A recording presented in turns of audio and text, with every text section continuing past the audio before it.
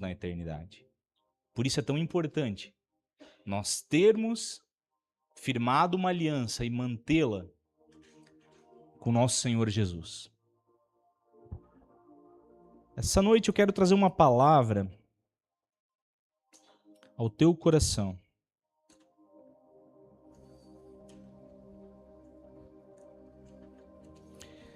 Primeira Reis, capítulo 18,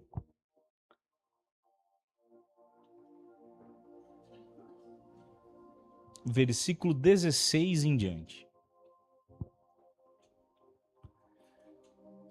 Quem tem sua Bíblia, procure com calma. Nós vamos aguardar até que todos encontrem.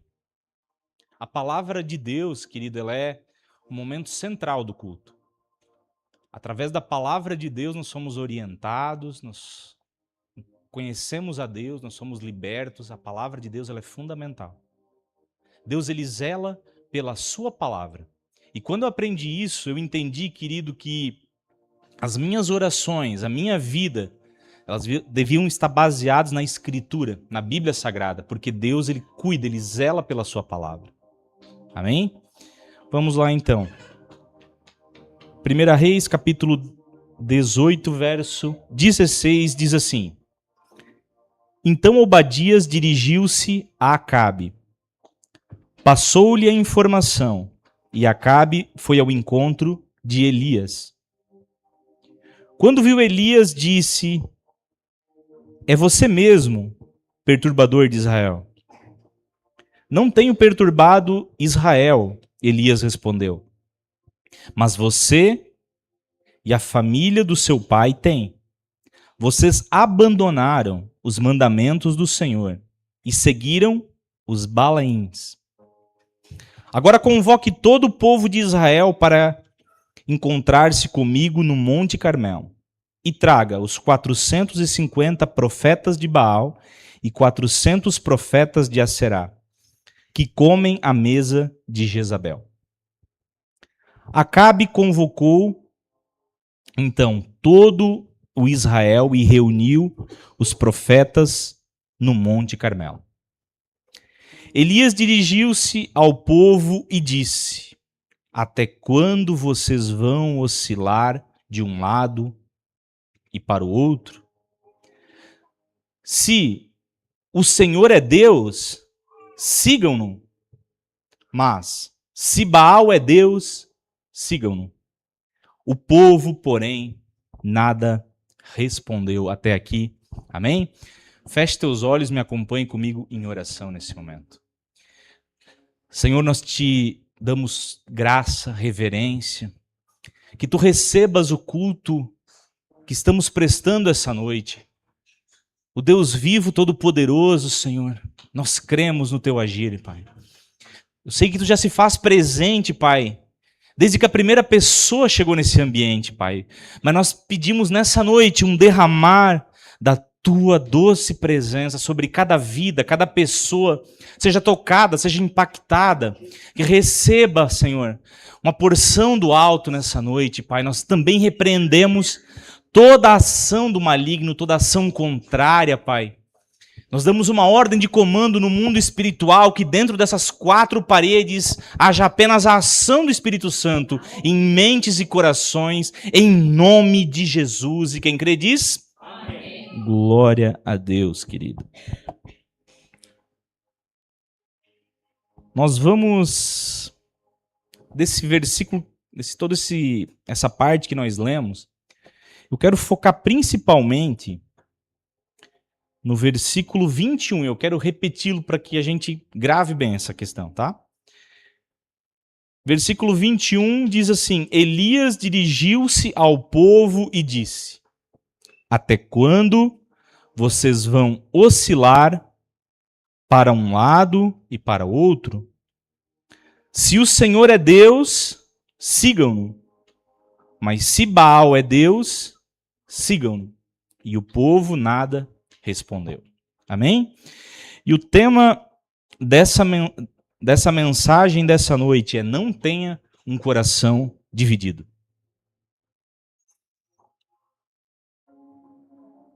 Se a gente for pegar o pano de fundo para a gente entender isso aqui, nós vamos entrar um pouco nisso essa noite. Você vai perguntar, pastor, mas quem é Baal? Quem é Baal nessa história? Hoje eu não ouço mais falar desse nome. Baal, queridos, ele se tratava de um panteão de deuses que o povo cananeu adorava.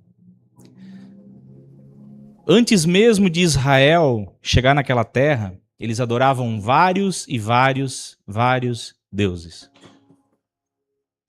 Aqui a gente leu sobre Baal e Aserá. Então, o panteão, ele dizia que havia um pai, um criador chamado El e a sua mulher Aserá. E um filho dele era Baal. Baal, ele tinha uma imagem que ele tinha um trovão nas mãos. E ele era o responsável pelas chuvas. Amém? Se a gente vamos abrir lá comigo em Deuteronômio, capítulo 11, versículo 10 e 11.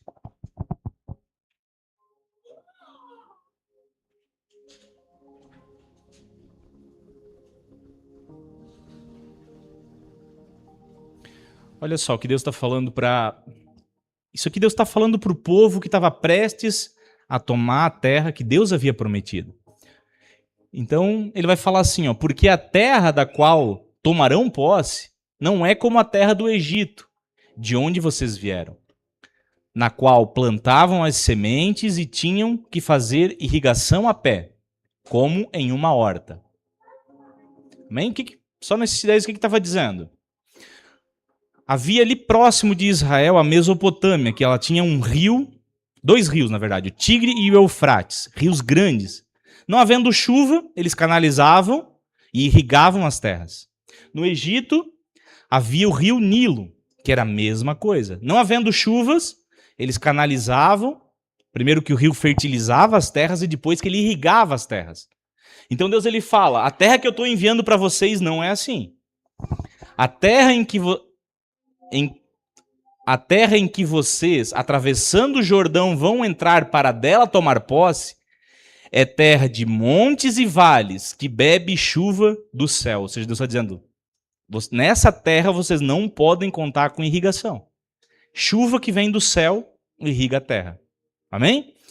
Informação importante para a gente entender o porquê. Nós entramos agora num ponto de entendimento. Baal era um deus cultuado para trazer chuva. E lá na região que eles viviam, a chuva era fundamental. Não chovia, não produzia, gado morria de fome, as plantas não cresciam, ou seja, eles dependiam da chuva completamente para a sua subsistência. E o que aconteceu? O povo de Israel, dado certo momento, quando a coisa apertava, eles recorriam a Baal. Prestavam sacrifícios a eles para que a chuva descesse sobre a terra. E aqui nós vamos ver então que algo que é muito importante a gente entender. Primeiramente, até vamos abrir comigo, querido, vamos passar pela Bíblia. Hoje nós precisamos aprender algo que é muito importante. Josué 24:15.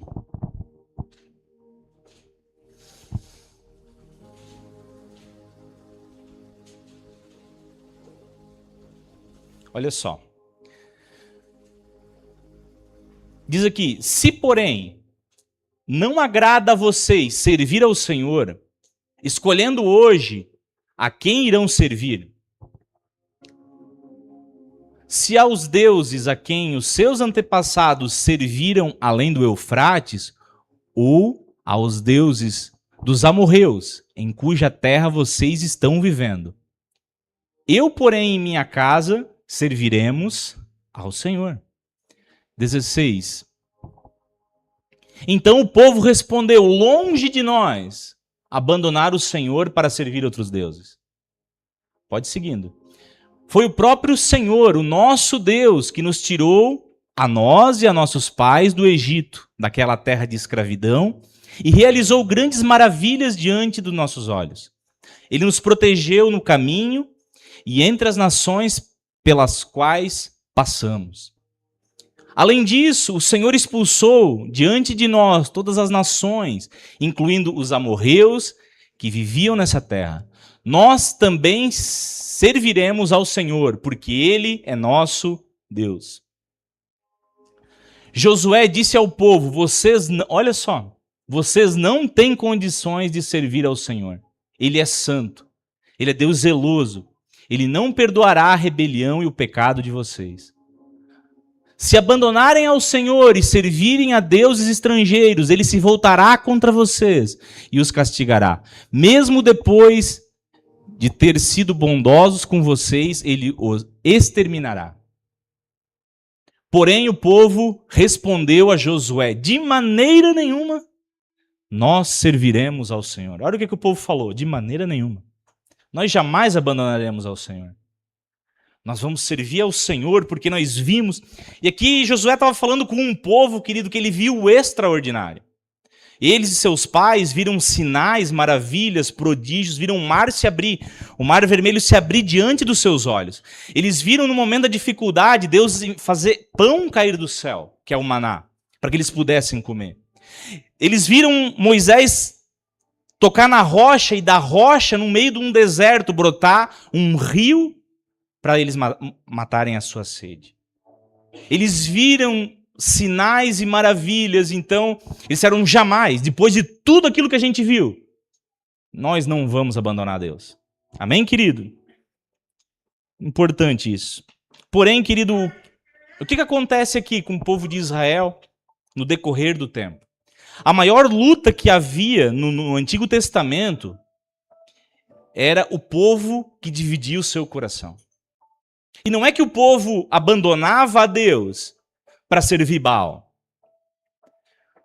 A questão é que eles tinham um altar para Deus e um altar para Baal no seu quintal. Ou seja, coração dividido. Eles pensavam assim, vai que Deus não dá conta, né? Aí a gente faz um sacrifício para eles, aí vem a chuva, no tempo certo, no tempo das colheitas. Então, aqui não se tratava, entendam, não se tratava de um povo abandonando o culto a Deus, mas se tratava de um povo dividindo o seu coração. E uma coisa que eu aprendi lendo a Bíblia, e você que lê a Bíblia sabe também, Deus ele não divide a sua adoração com ninguém. Deus ele é um Deus exclusivista. Pastor, Deus ele tem ciúme? Não, querido, ele vai falar, e a gente vai abrir isso várias vezes, os deuses nada são. Existe um Deus verdadeiro apenas. Ele fez céus, terra e mar. Ele pegou um molde do barro e ele moldou o homem e soprou em suas narinas o fôlego da vida e o homem se tornou alma vivente. Então ele é o dono da vida, ele é o dono da minha vida, ele é o dono da tua vida e esse é o Deus que nós cultuamos. Amém? Glória a Deus. E o mais interessante aqui, passando várias gerações e o problema recorrente. Passava uma geração e o problema ele voltava a ser recorrente. Então, Deus levanta o profeta Elias para dar um decreto. E eu quero abrir lá, 1 Reis 16, 31.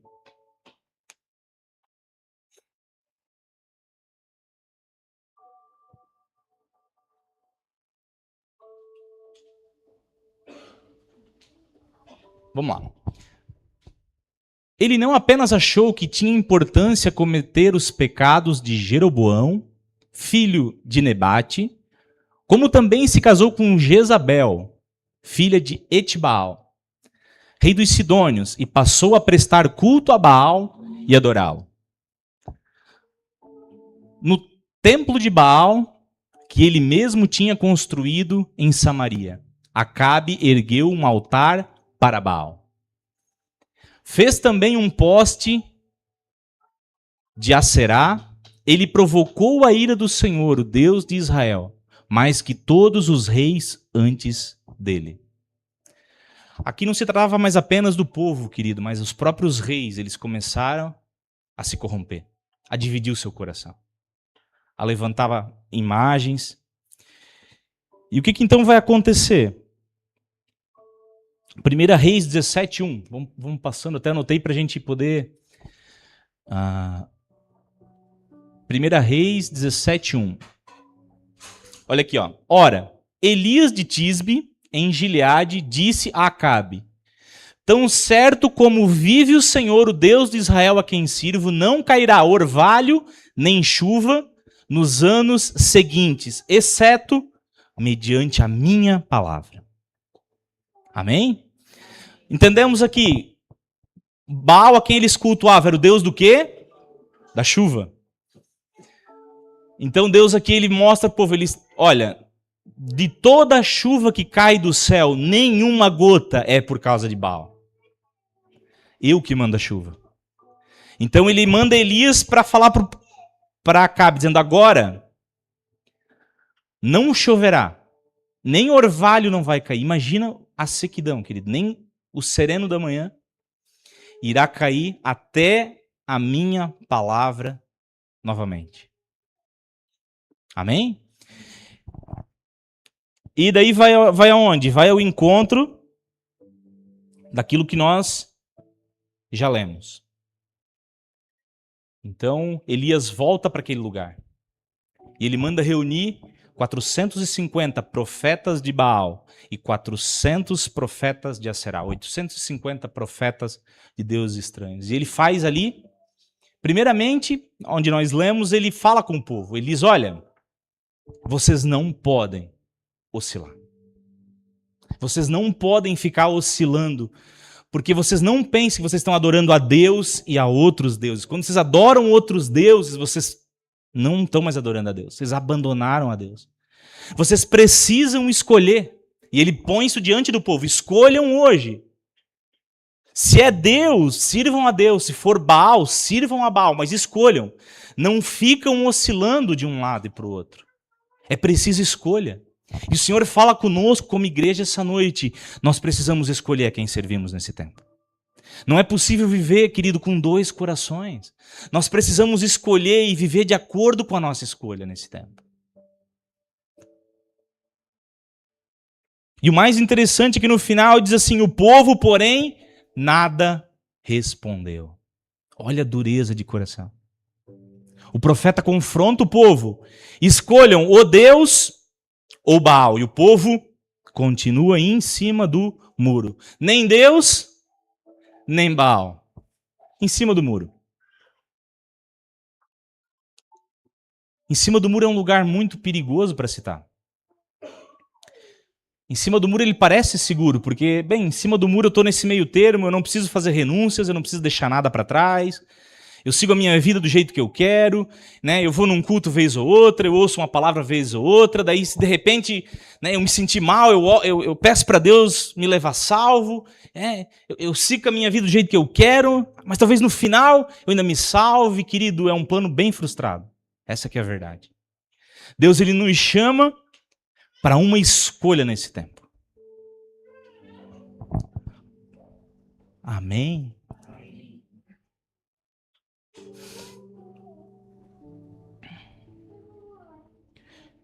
E a Bíblia vai dizer então, eu não vou ler todo esse trecho bíblico, né? Mas ele vai seguir adiante. O povo calou, então o que Elias ele fala? Então eu vou propor um desafio agora aqui diante de vocês. Vamos ver quem é Deus de verdade nesse tempo. Então, ele fez esse desafio, ele pediu para trazer 2 novilhos, ele pediu para que os profetas escolhessem um dos novilhos. Ele disse, agora, o Deus que responder com fogo é o Deus verdadeiro. E a Bíblia fala que,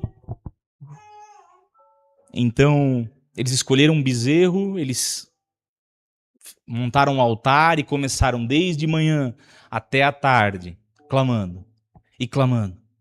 E a Bíblia fala que eles começaram a se cortar e nada acontecia. E diz que Elias começou a zombar dele, dizer assim, olha, talvez o Deus de vocês está viajando, talvez ele esteja... E nada aconteceu. Então Elias, a Bíblia fala que na hora no momento do dia da oferta, ele vai, ele restaura o altar. Ele põe uma pedra para cada tribo. Ele pede para colocar 3 vezes, derramar 1 galão de água sobre o holocausto. Tanto que a água transborda e enche as valas ao redor. E a Bíblia fala que ele clama e Deus responde com fogo. O fogo vem, consome toda a água, todo o holocausto. E o mais interessante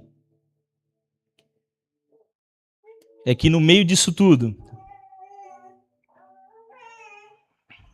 deixa eu achar para você aqui, na Bíblia.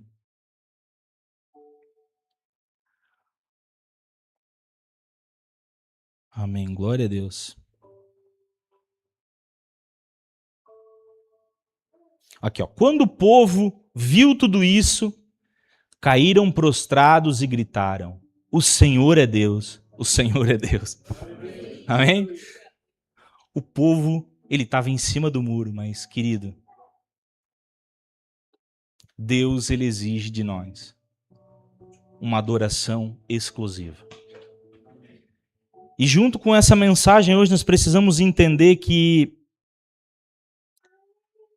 Deus, ele nos pede, querido, que do mesmo jeito que a gente adore ele, a gente abandone algumas coisas. É necessário. Josué, ele fala, né? Ele falou com o povo, ele disse, olha, vocês vão ter que escolher a quem servir.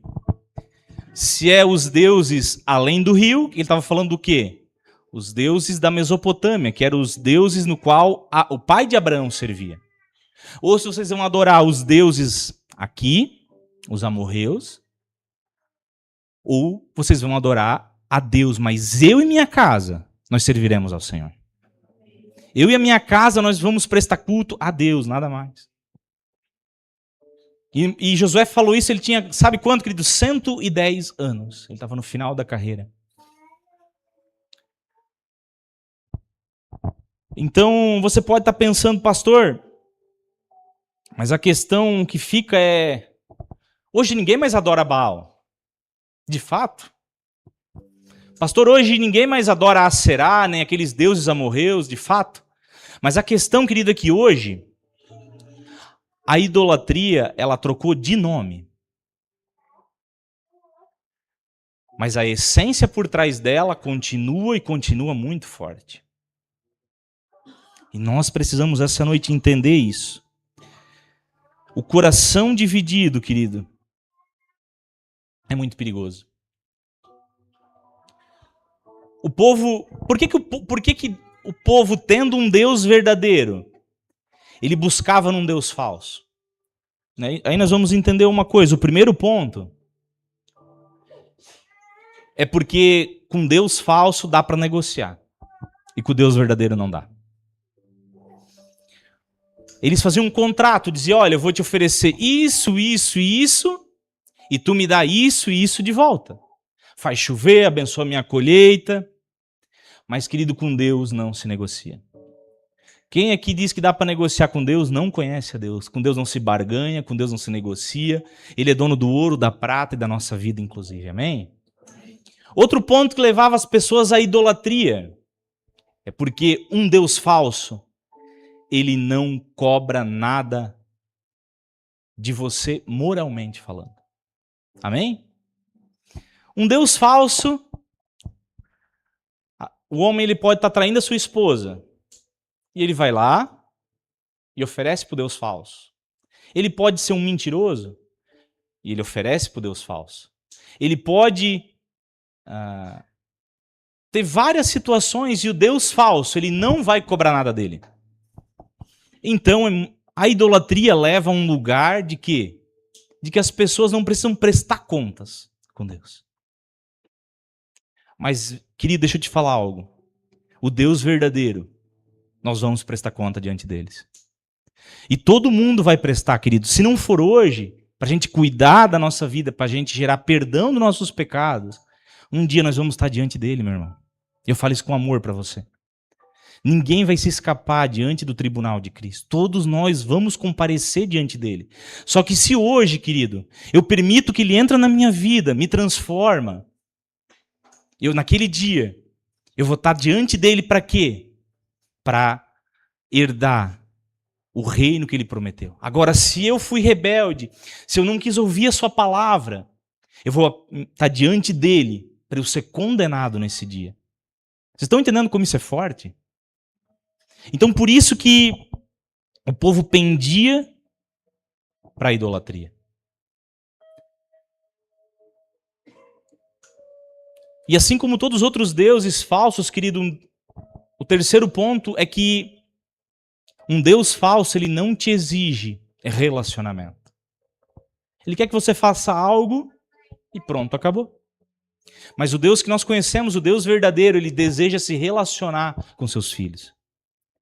Quando Deus ele criou Adão e Eva no seu jardim, a Bíblia fala que na viração do dia, então Deus ele se apresentava diante de Adão.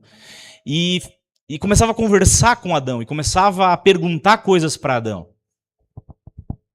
Deus ele tem interesse, querido, em se relacionar com você. Amém? Deus é um Deus de relacionamento. Deus ele espera que todos os dias, ele espera com o coração ansioso que eu e você dobramos o nosso joelho, conversamos com ele, falamos com ele. Isso é muito poderoso. Amém? Então, voltando àquela pergunta anterior, pastor, mas hoje não existe mais Baal. Mas o conceito de idolatria, querido, ele é muito interessante. Idolatria, ele é uma palavra que ela envolve, primeiramente, o primeiro prefixo id, né? A palavra identidade, fala de nós mesmos. Idolatria, ela é sempre um lugar no qual o homem tira Deus e adora o homem. Que tira Deus do centro e adora qualquer outra coisa. A Bíblia fala que o primeiro mandamento, quem sabe, querido, qual é o primeiro mandamento? A gente pensa em vários, né? Mas o primeiro, ama a Deus acima de todas as coisas. Com todo o teu coração, com toda a tua alma, com todo o teu entendimento. Esse é o primeiro mandamento. Tem gente que ele está preocupado com os outros, mas não guarda o primeiro. E o que é idolatria, pastor? É tudo aquilo que está no lugar de Deus, nesse lugar de prioridade, em primeiro lugar. Então, nós como igreja, nós não podemos servir a Deus com o coração dividido. Amém? Quer ver um exemplo? Mateus 6:24. Vamos abrir para a gente ver.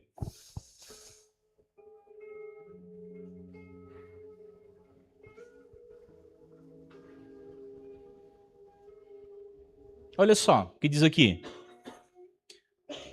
Ninguém pode servir a dois senhores, pois odiará um e amará o outro. Ou se dedicará a um e desprezará o outro. Vocês não podem servir a Deus e ao dinheiro, ou em outras traduções vai dizer, mamon. Pastor, mas como assim, pastor? Dinheiro é tão importante? Claro que é, querido. Você precisa correr atrás de dinheiro, você homem precisa prover para sua casa, você é sábio poupar dinheiro também, não estou falando nada disso. Agora, o dinheiro, ele é um ótimo servo, mas ele é um péssimo senhor. Você entendeu o que eu quis dizer? O dinheiro, vou repetir, ele é um ótimo servo, mas ele é um péssimo senhor. Porque o dinheiro nós podemos entender uma coisa, o dinheiro ele pode me servir. Com o dinheiro eu executo projetos, com o dinheiro eu posso ter sonhos, projetar coisas, mas quando eu sou escravo do dinheiro, quando ele me tem, Então a Bíblia fala que eu não consigo mais nem servir a Deus, porque minha prioridade é o dinheiro. Olha que coisa forte. Então, durante a minha vida eu tive muita experiência, glória a Deus, com relação a isso. Querido, tem pessoas que tinham valores, eu já trabalhei em cooperativa, eu via pessoas que tinham, assim, valores exorbitantes na conta corrente.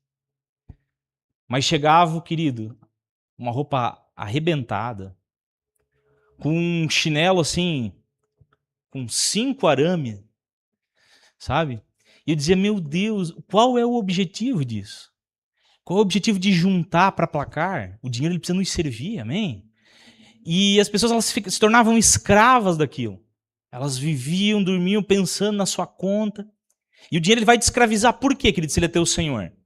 Quanto mais coisas que você tem, mais coisas para você se preocupar. Maior é o seu medo de perder. Aí o dinheiro, em vez de ser bênção, você já não dorme mais. Aí ele se torna uma maldição na tua vida em vez de ser uma bênção. Amém? Entendemos? Glória a Deus. Outra coisa que pode ser um ídolo em nosso coração é nossa família, por exemplo. Ai, pastor, não. Aí tu pegou pesado, pegou num ponto que não pode pegar. Não, querido, é verdade. Eu, como pastor, eu ouvi tanta gente usando família de muleta para não fazer aquilo que Deus queria que fizesse. Verdade, queridos. Não, a minha família, a gente fala assim, a minha família está em primeiro lugar. Essa frase está errada. Deus precisa estar em primeiro lugar na nossa vida, querido. E se você colocar Deus em primeiro lugar, Ele vai cuidar da tua família. Ele vai cuidar da tua casa. Se a gente pôr as coisas no seu devido lugar, na sua devida ordem, as coisas vão acontecer. Então, se a gente fosse para fazer algumas perguntas, né? Se você fosse para dizer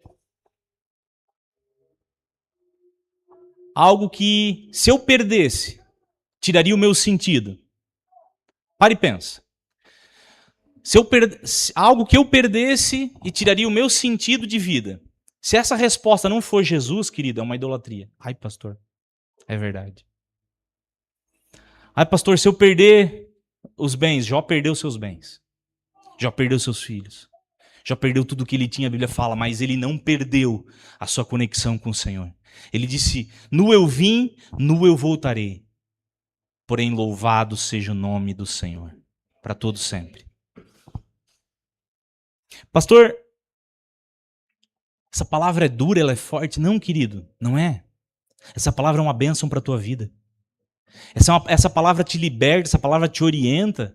O que não dá, querido, é nós como igreja, a gente, como igreja, caminhar para um lugar de idolatria em nosso coração. Tem muita gente que tirou a idolatria física, mas não tirou a idolatria do seu coração. Idolatra um carro, por exemplo. Pastor, como assim? Não, querido, esse carro, ninguém pode entrar com o pé minimamente sujo. Se encostou o carro e alguém encostou no carro, ele bipa lá para a pessoa perceber, assim. Alguém encostou no carro dele, ele já vai, tira e bota em outro lugar. Querido, isso é uma idolatria. Eu já vi pessoas, querido, que faziam guerra com a sua família. Aí, passado 30 anos, esse carro está onde? No ferro velho. E a família dividida. Foi bênção? Claro que não. As coisas, querido, eu não estou dizendo que você tem que ser relaxado. Mas a gente tem que cuidar. Tem pessoas que, eu não vou levar um irmão para o culto porque ele entra com os pés sujos no meu carro. Querido, o carro é lata. E a outra pessoa, ela é uma alma preciosa para o Senhor. Que lugar que nós estamos dando prioridade será nesse tempo?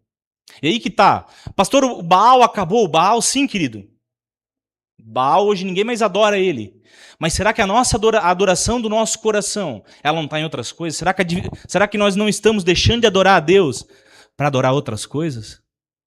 Outra idolatria, querida, é uma carreira, por exemplo. Eu já vi pessoas tão workaholic, assim, viciadas em trabalho, que elas não cuidam mais da sua esposa, ou vice-versa, não cuidam do seu marido, não cuidam mais dos seus filhos. Pensa no trabalho dia, noite, noite, dia, dia, noite, não para mais para descansar. Então, o trabalho, ele assumiu também o lugar que era para Deus.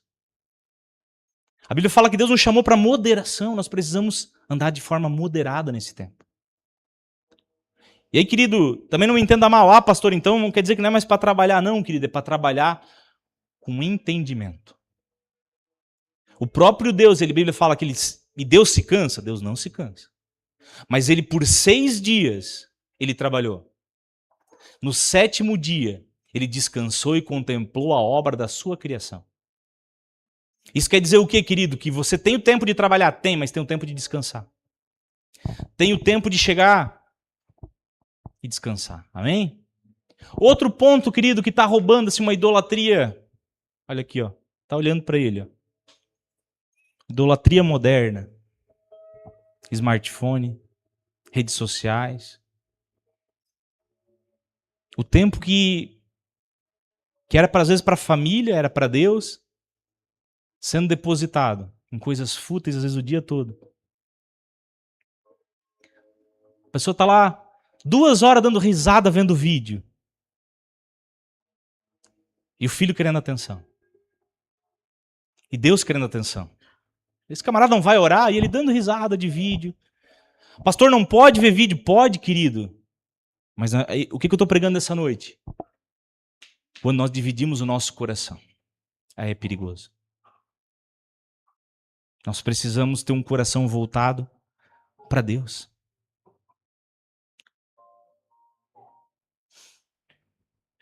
Aqui nós vamos entrar nesse ponto.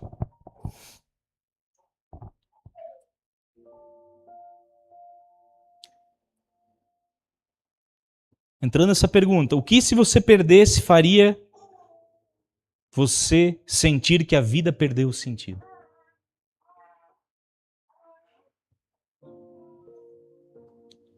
E se a gente parar para pensar o quanto nós já sacrificamos por coisas que Deus não pediu para a gente sacrificar? Quanto tempo que a gente investiu em coisas que Deus não pediu para a gente investir? Quanto tempo... E aí eu quero entrar num ponto muito importante. Deus, ele deu 24 horas por dia para cada um igual. Aí você diz, pastor, mas eu sou muito ocupado para buscar a Deus. Mas querido, quem te ocupou? Foi você mesmo? Você que fez a sua agenda, se ocupou. Aí você reclama que não tem tempo.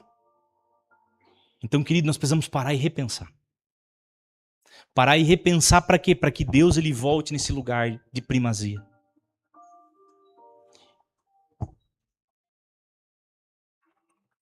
Para a gente encerrar aqui, porque nós estamos já com o tempo esgotando. Eu não quero deixar você só com alertas aqui, mas eu quero te apresentar a solução no final. Pastor, como é que a gente derruba altares de idolatria?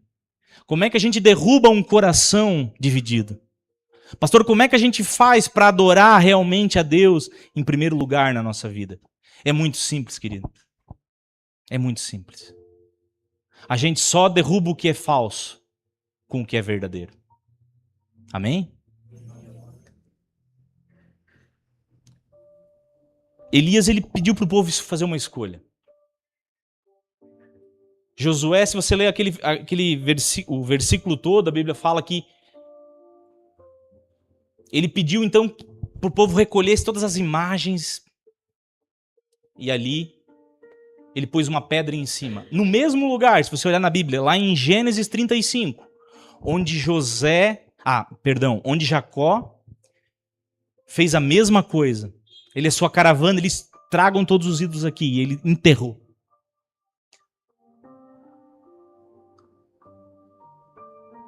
Nós vencemos, querido, o ídolo em nosso coração, fazendo o quê? Servindo ao Deus verdadeiro de todo o nosso coração. E Deus, eu tenho certeza que nessa noite Ele apertou em nossos corações. Qual será o ídolo que tem tirado Deus de primeiro lugar? O que será que tem me afastado de um relacionamento mais profundo, mais próximo, mais verdadeiro com Deus?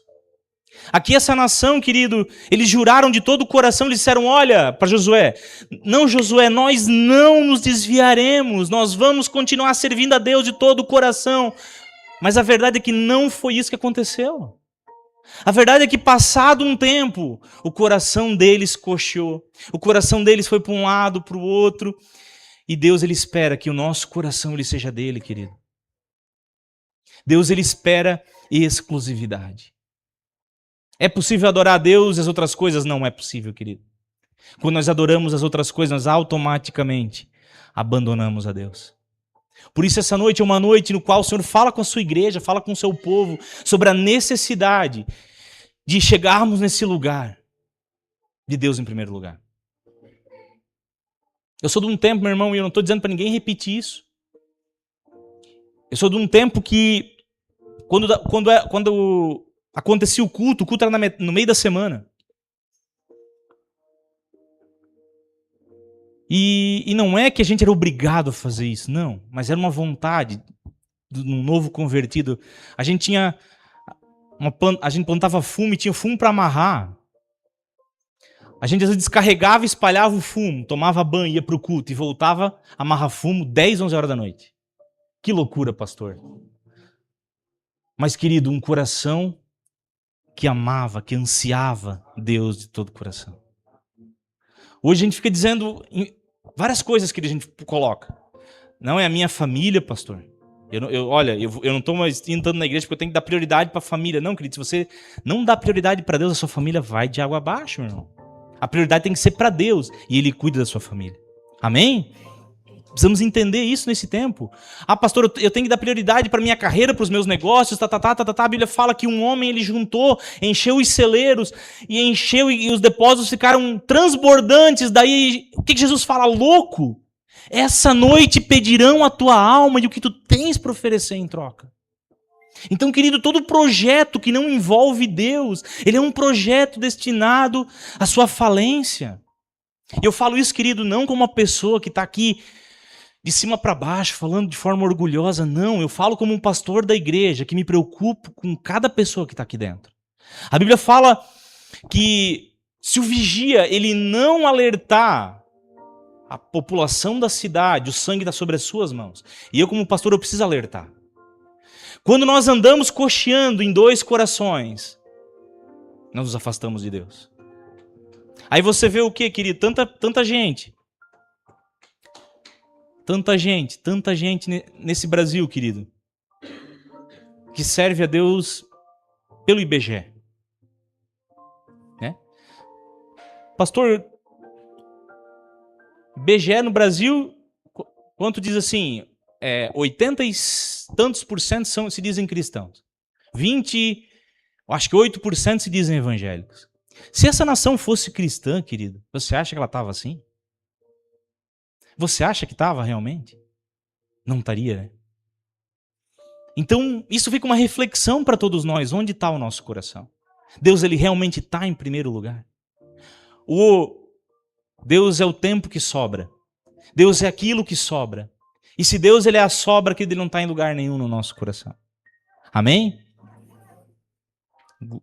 Posso ouvir um glória essa noite? Amém. Só para não ficar sem. Amém? Eu sei que a palavra é forte, mas ela nos leva a pensar. Israel achou que Deus não era suficiente. Israel pensou assim, olha, vamos arrumar alguma coisa a mais. Vamos arrumar alguma coisa a mais para completar. E isso foi a ruína de Israel. Meu irmão, Deus é suficiente na tua vida.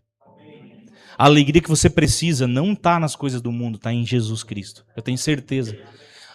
A completude para os seus dias, o sentido para os seus dias não está naquilo que o mundo, mas está em Jesus Cristo. Ele é suficiente. Pastor, essa noite eu identifiquei, eu tenho um altar no meu coração, querido. Essa noite derruba ele. Derruba esse altar de idolatria e coloca Deus no centro do teu coração. E você vai perceber algo poderoso acontecendo. Uma transformação que ela é imediata. Uma transformação que primeiro ela acontece na paz que excede todo o entendimento em nossos corações. Amém? Eu quero que você se coloque de pé.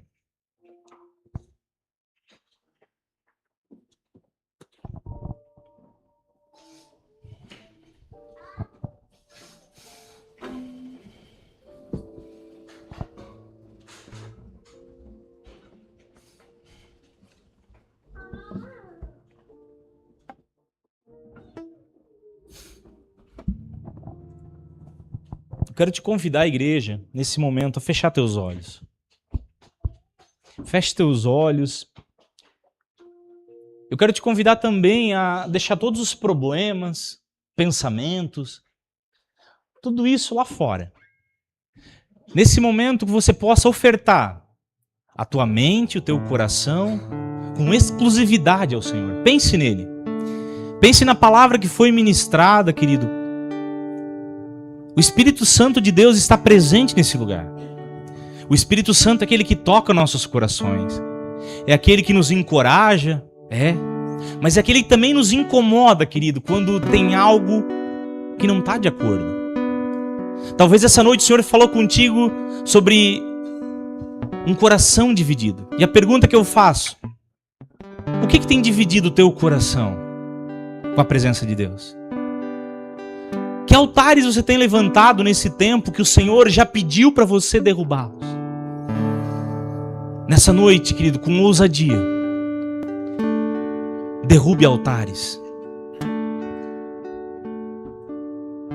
Derrube esses falsos deuses e adore a um Deus verdadeiro. Ele é poderoso nessa noite, querido, para transformar a tua vida, tua história, tua família. Mas Ele só é poderoso para fazer isso quando Ele é colocado em primeiro lugar. Quando Deus ele está em segundo, em terceiro, em quinto, querido, já não há mais autoridade de transformação. Por isso coloque Ele em primeiro lugar essa noite. E a tua casa, tuas finanças, tua vida, querido, Ele que vai cuidar. Pai querido, em nome de Jesus, entregamos essa noite, Pai, cada vida, cada pessoa, Pai. Nós pedimos, Senhor, que Tu toque em cada coração essa noite, Pai. Que Tu possa sondar cada coração, cada mente, Pai. Que possamos entender nesse tempo, Pai, aquilo que não tem Te agradado. Que nós possamos entender nessa noite altares que foram levantados e que precisam ser derrubados. Lugares, Pai, que têm tirado a Tua primazia, Pai, a Tua autoridade sobre nós, Pai. Senhor, nessa noite derruba altares de idolatria, Pai. Ah, Senhor, nós queremos dizer como igreja que Tu és único, Senhor, em nossos corações e mentes. Nós queremos dizer assim como Josué disse: eu e minha casa serviremos ao Senhor.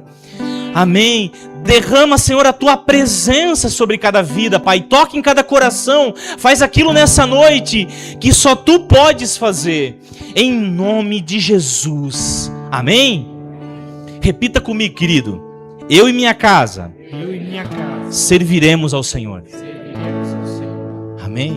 Eu espero, querido, de todo o coração, que isso não tenha sido da boca para fora, mas que tenha sido uma verdade em teu coração. Servir ao Senhor, querido, foi a decisão mais importante que eu tomei na minha vida fazem 20 anos. Faltam alguns dias, né? Para 20 anos. Foi em agosto de 2006. Um dia em lágrimas, eu reconheci Jesus como meu Senhor. E a partir dali, querido, a minha vida não foi mais a mesma. Deus, Ele espera uma coisa de nós, querido. Ele não espera nada além do nosso coração.